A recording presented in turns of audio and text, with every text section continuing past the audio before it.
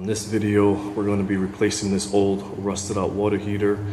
One of the indications, obviously, that it needs to be changed is there's going to be water leaking here from the bottom of your pan. If you open this up, you'll just see the corrosion off your gas. Turn off your water supply. You turn off your water supply, and once you make sure that your gas is off, you'll go ahead and get a garden hose, and what we're going to do at this point is we're going to drain the water that's inside of the tank. So go ahead and turn the valve on, and you'll hear the water start to pour through.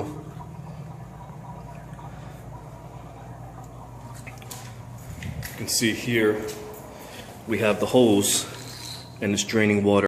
The water heater is draining. You'll want to go ahead and remove the gas line, and you can go ahead and loose your connections up top. You have the two supplies and then you have the one overflow. Go ahead and loosen those connections, and if you want, you can assemble your water heater, take it out of the packaging, so that'll buy you time while your water heater is draining.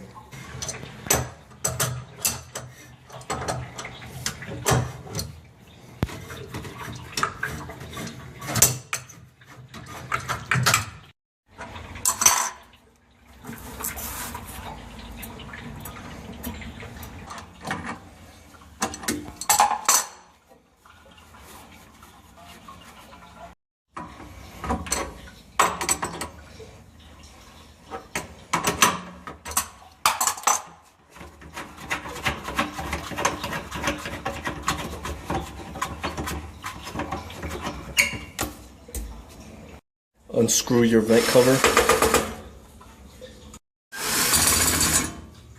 Move the vent cover back out of the way. Here we're going to be installing a drain pan, water heater restraint straps, and a gas sediment trap.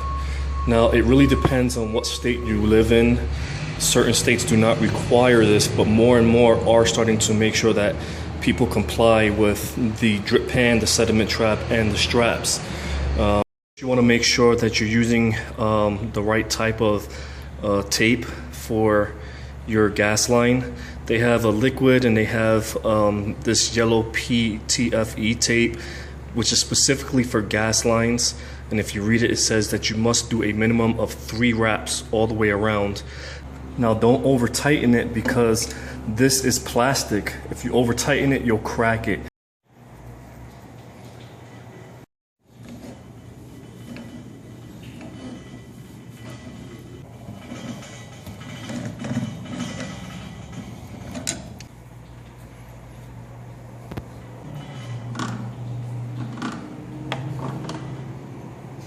See that the water has stopped dripping out. That's an indication that we can remove the old water heater and that it's drained completely. Remove the drain hose and close the valve.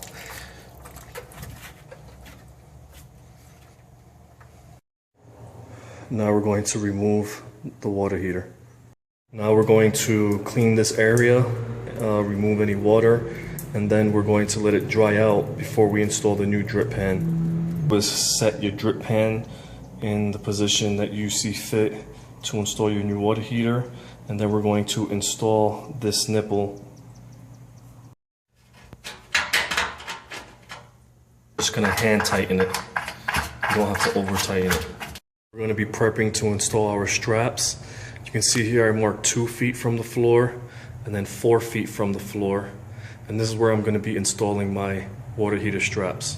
We've installed the first set of straps. So here is the longer strap at the 2 foot mark, and this is the shorter strap at the 2 foot mark. So now we're going to make sure that we do the same thing up top at the 4 foot mark. Our second set of straps up top, you have the longer strap on the right side, the shorter strap on the left side. Make sure that you're going through a stud. You're finished prepping, you're ready to put up your new water heater.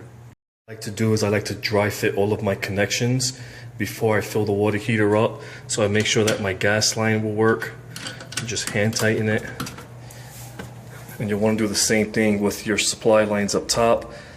Make sure that it's dry fitted, make sure that it fits, that nothing's kinked. And once you're sure that everything will fit, you'll want to go ahead and tighten your connections.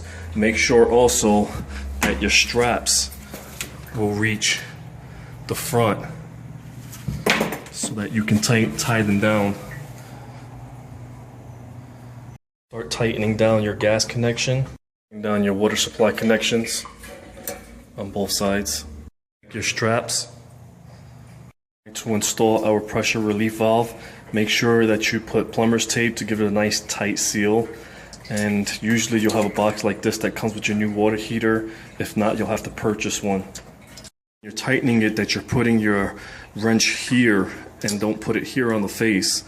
I've seen one time where the person who was installing it, they grabbed it from here and they bent the whole relief valve and the nipple would not go inside to make the connection. So make sure when you are doing it that you're grabbing it from the back here. Connect your nipple.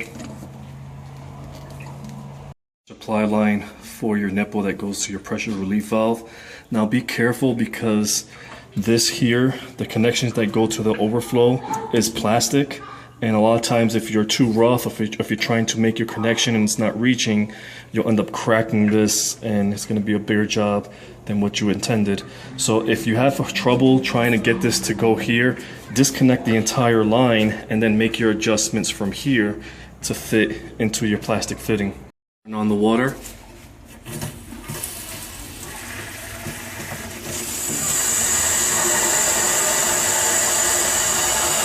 And next you're going to open your pressure relief valve.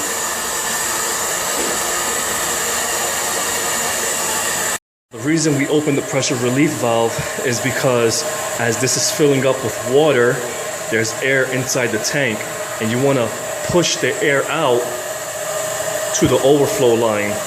You'll know when it's completely full because you'll hear the water. Reconnect your vent cover.